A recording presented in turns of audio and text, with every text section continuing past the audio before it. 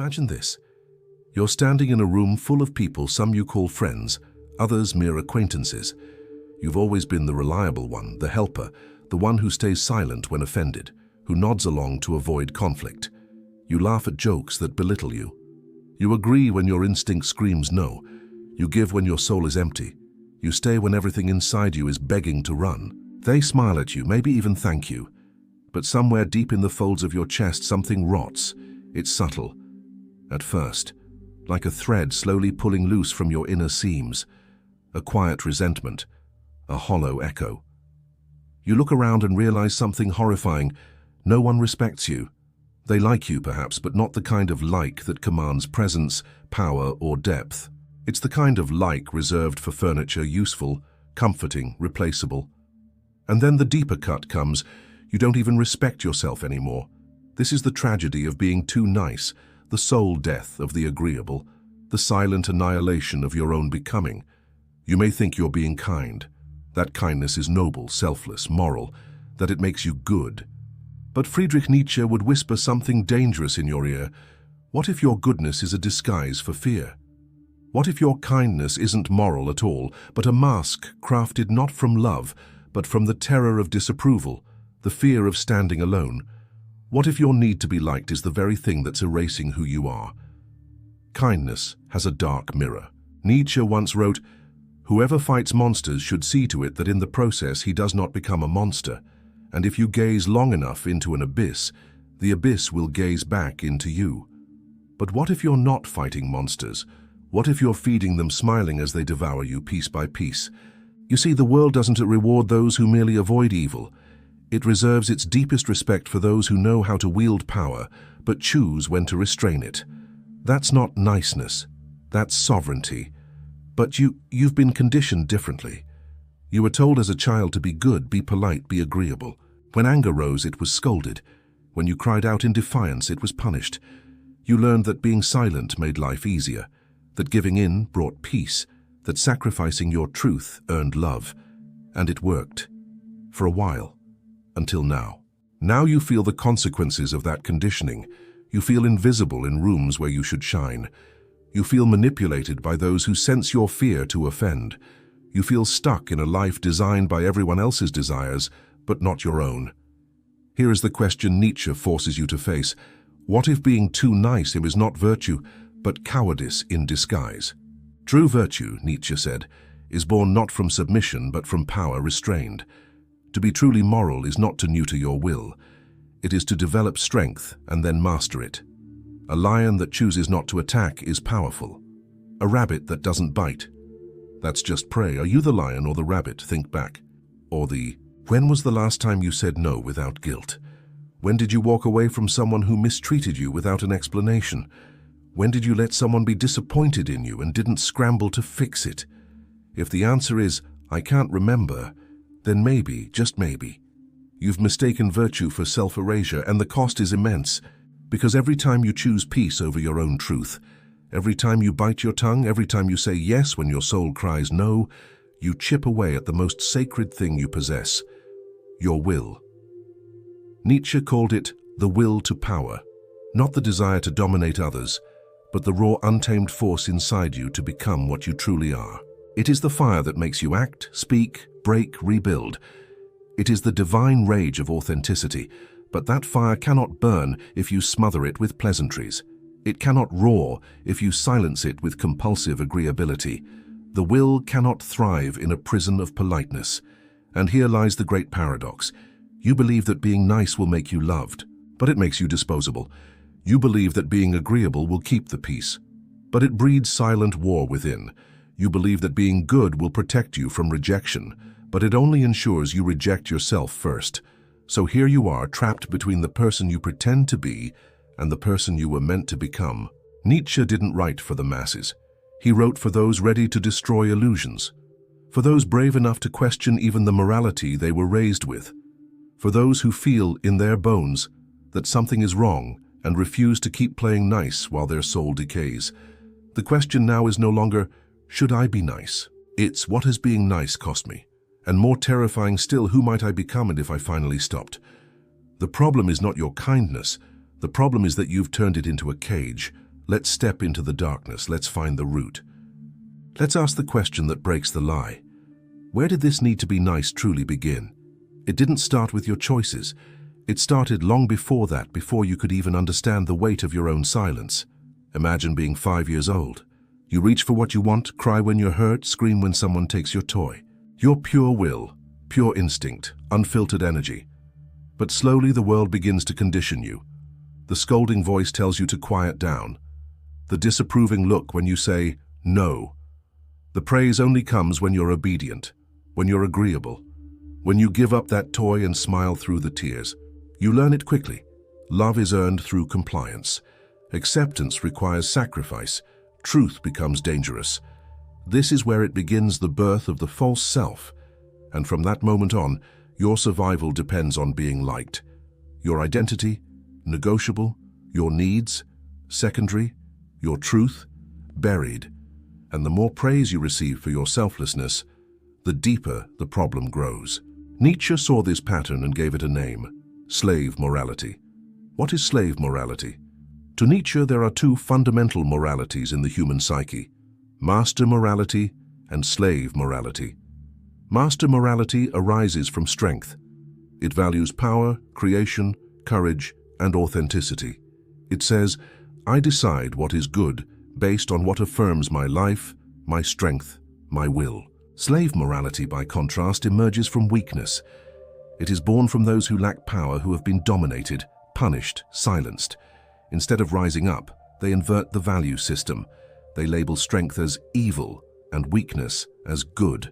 They glorify humility, self-denial, passivity, and kindness, not because these are virtues in themselves, but because they are the only tools left to the powerless.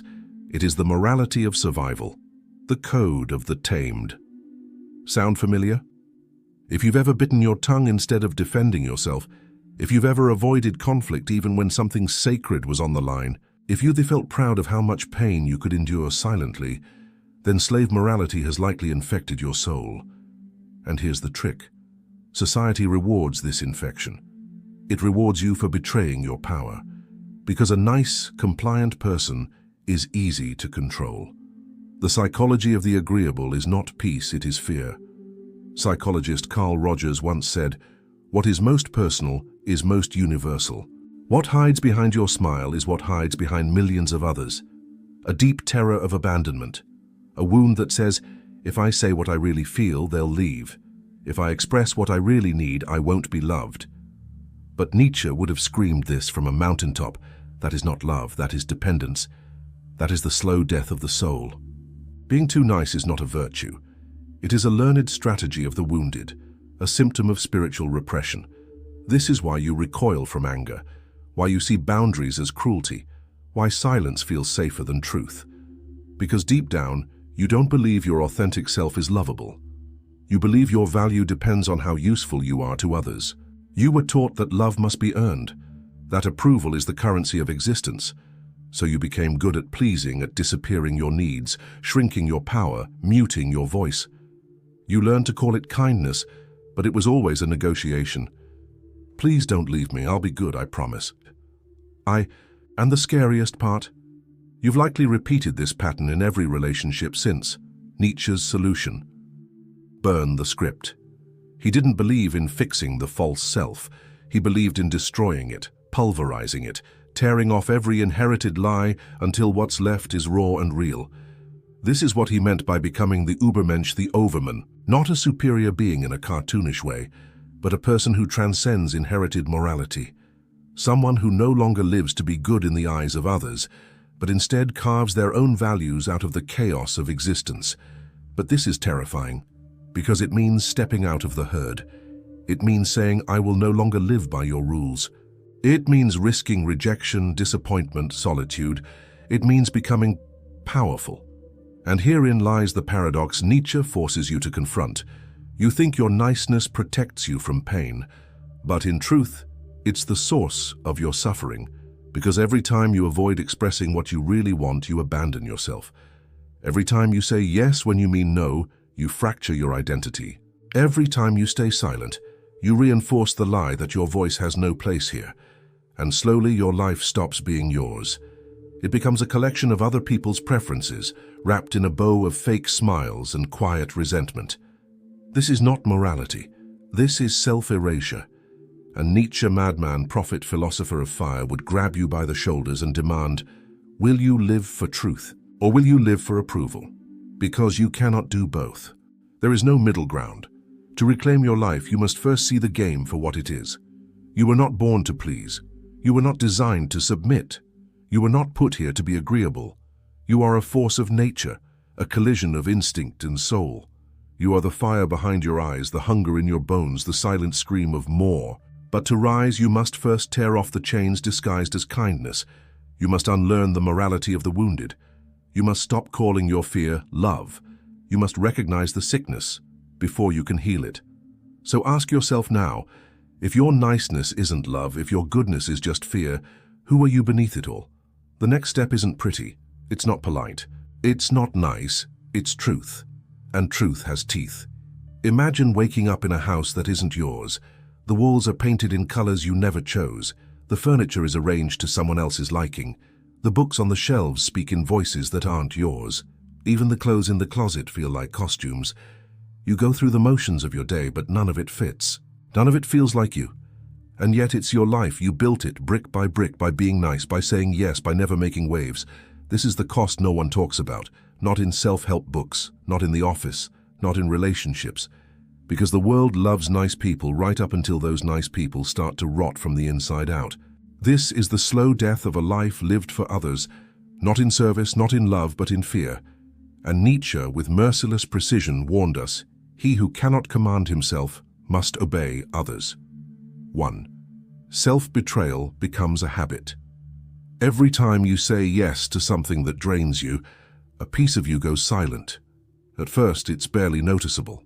Maybe you agree to plans you don't want. Laugh at jokes you don't find funny. Let someone cut the line again. Smile through microaggressions. Swallow insults. But the psyche is not infinitely patient. The soul doesn't forget its own silencing. Over time, self-betrayal becomes a reflex.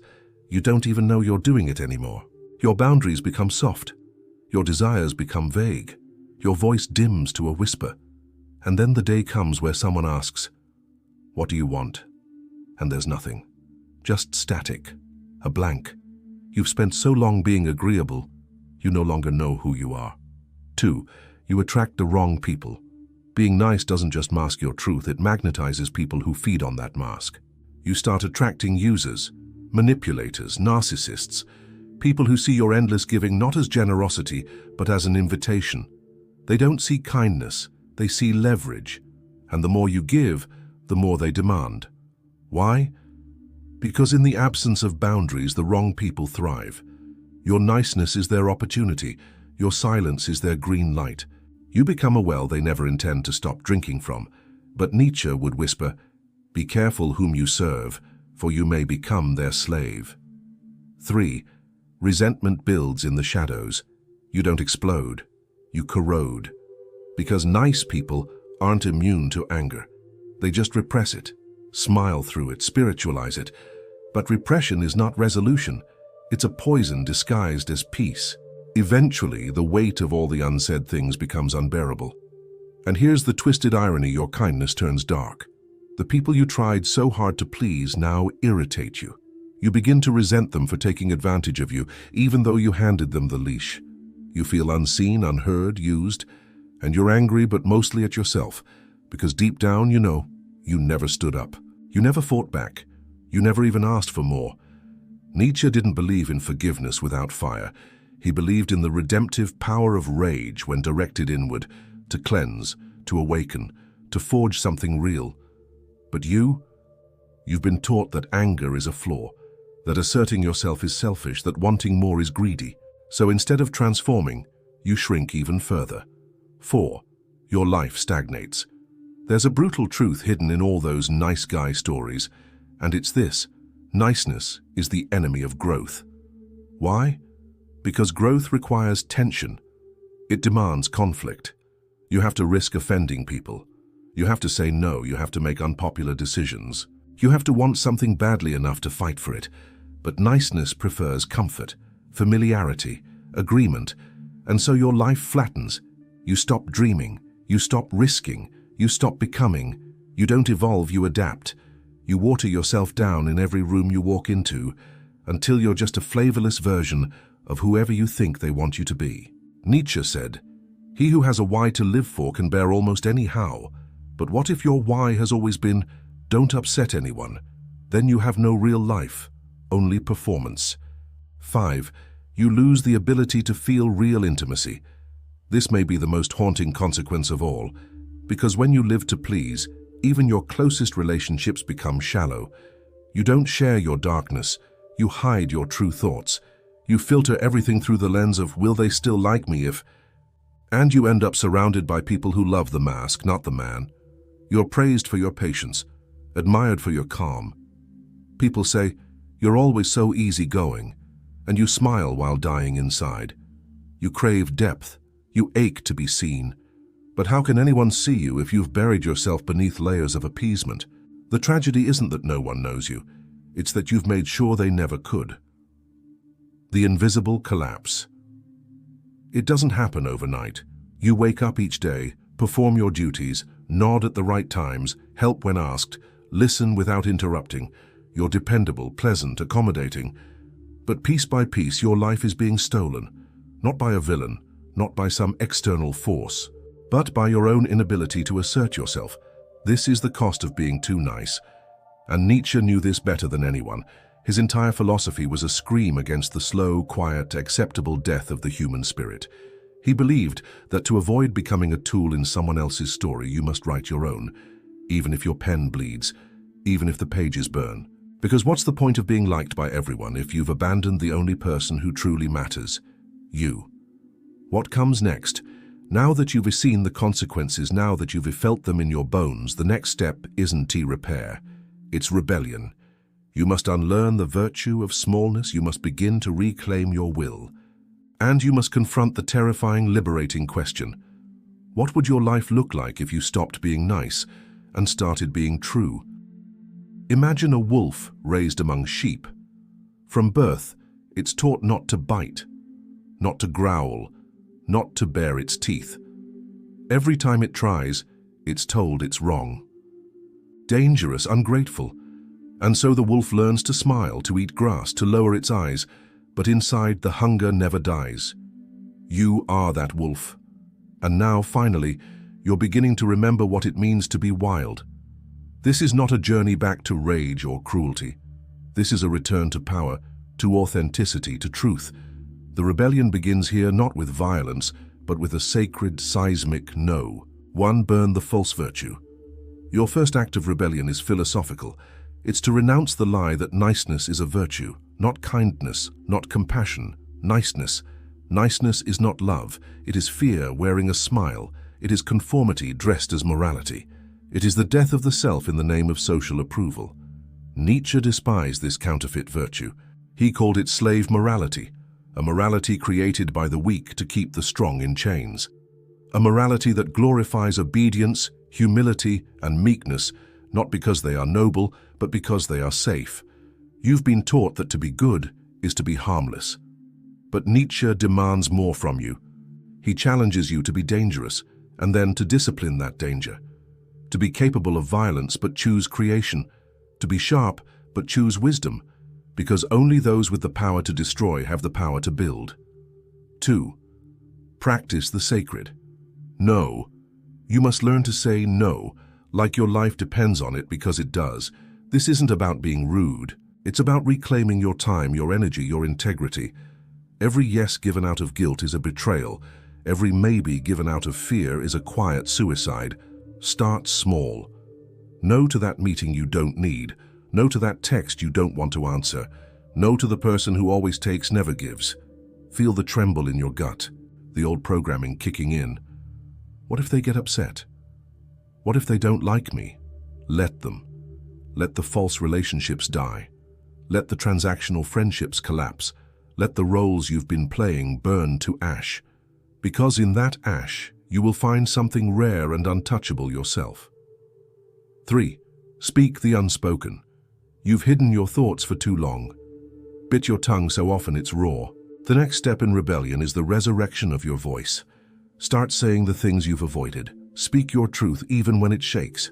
Tell people what you want, what you don't, what hurts, what excites you, what you believe. The world doesn't need another agreeable echo. It needs your original sound.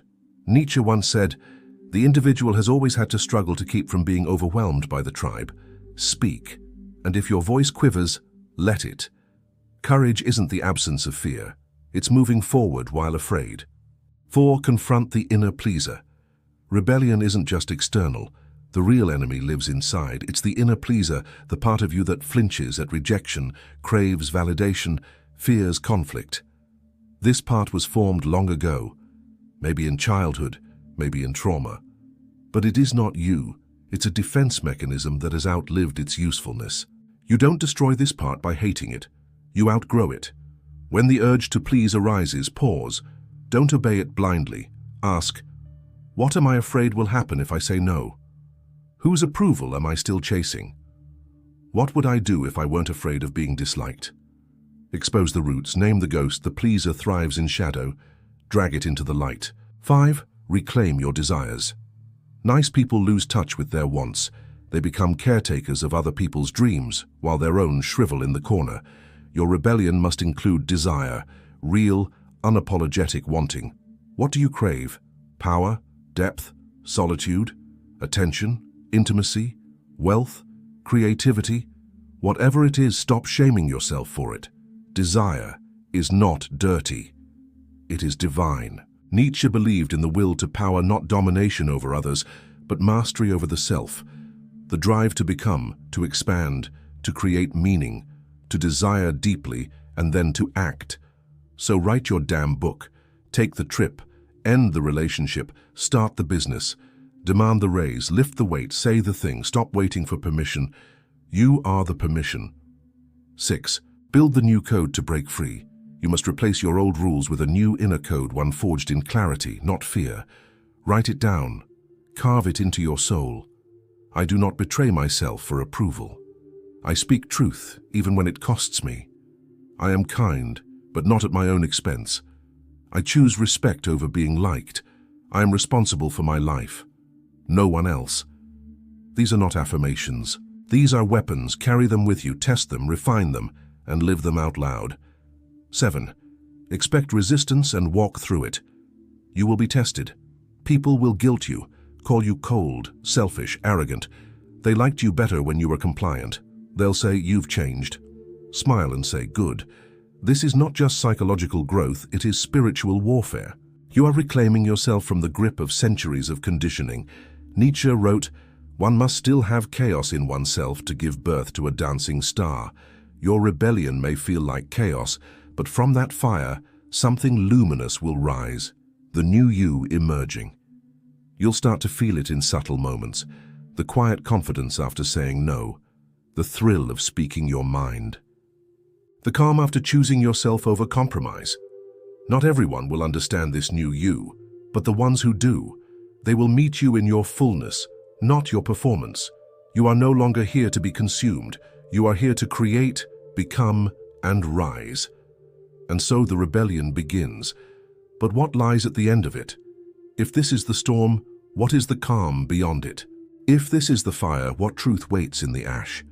The final truth is coming, and it changes everything. Imagine standing alone at the edge of a vast, burning field.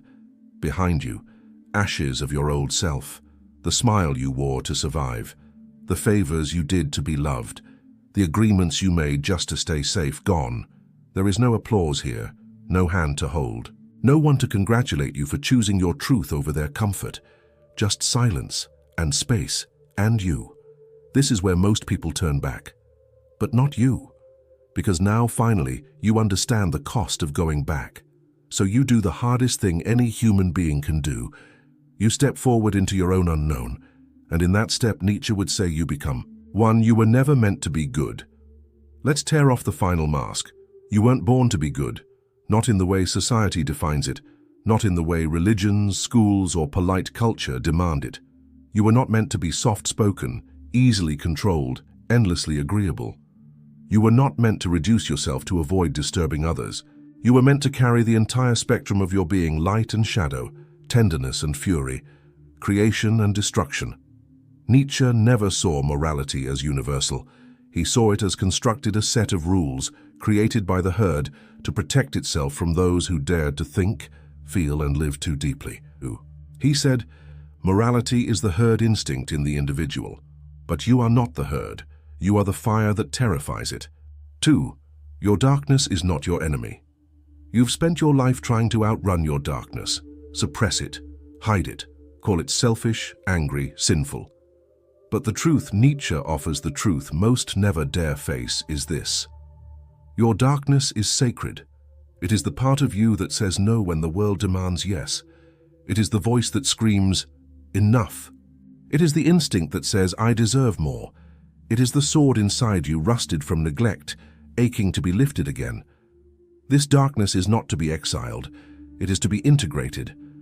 Nietzsche's Übermensch, the overman, is not someone who's overcome others, but someone who has integrated himself, his instincts, his chaos, his will, not to destroy, but to create, not to dominate, but to express. When you stop fearing your dark side, it becomes your power source, your compass, your edge. 3. You are the meaning maker. There is one more lie that binds the nice, the belief that their worth is assigned externally, by praise, by feedback, by approval. But the deepest realization, the one Nietzsche screams across centuries, is this: you are the one who creates value. You do not receive meaning, you forge it. The world doesn't hand you purpose, it hands you chaos, and you sculpt it into something that matters.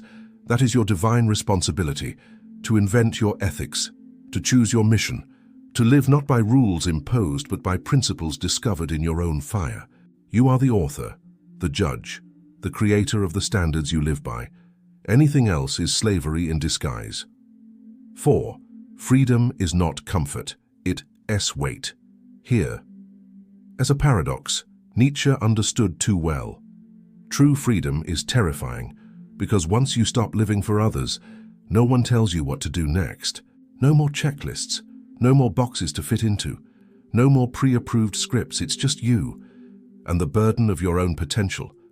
But that weight is sacred. That weight is real. It's the proof that you've stopped outsourcing your life, that you've left the padded cell of approval behind, and now you're in the wild, raw, exposed, infinite. This is the ultimate truth. To be free is not to feel safe. To be free is to feel responsible for everything. And in that responsibility, your life stops being something that happens to you. It becomes something you craft. 5. The quiet return of wholeness. Something unexpected happens after the storm. You stop needing to prove anything. The world doesn't change, but your posture does. You walk straighter, speak slower, smile less but more honestly. You feel joy again, real joy. Not the performative cheerfulness of a nice person desperate to keep everyone happy, but the grounded joy of someone who knows who they are and doesn't apologize for it. The people around you shift too. Some leave because they can no longer control you. Some stay and meet the real you for the first time. And others arrive, drawn not to your niceness but to your truth. You stop being a mirror for other people's comfort and become a torch for your own. And from that place, you love more fiercely. You give more freely. You serve more powerfully. Not because you're nice, but because you're whole. 6. The eternal return of who you really are. In his later philosophy, Nietzsche proposed the idea of eternal recurrence, the terrifying idea that you must live your exact life, with every joy and pain, over and over again, forever. It's a test, a mirror, a challenge. If you knew you had to live this life on repeat, would you still choose it? Most people would shrink in horror, but not you, not anymore. Because you are no longer living someone else's version of you. You are no longer dying by 1,000 smiles. You are no longer shrinking for love you never truly received. You are building a life that you could say yes to again and again. A life with sharp edges, with beauty and blood and risk. A life that is yours. And Nietzsche would say, this is the highest form of existence. To live in such a way that you would welcome the repetition. To burn so honestly that you'd walk into the fire again, just to feel yourself alive. So now, the final question is not, how can I be good? But, how can I be true? That truth won't always be nice. It won't always be clean, but it will be yours. And that is everything.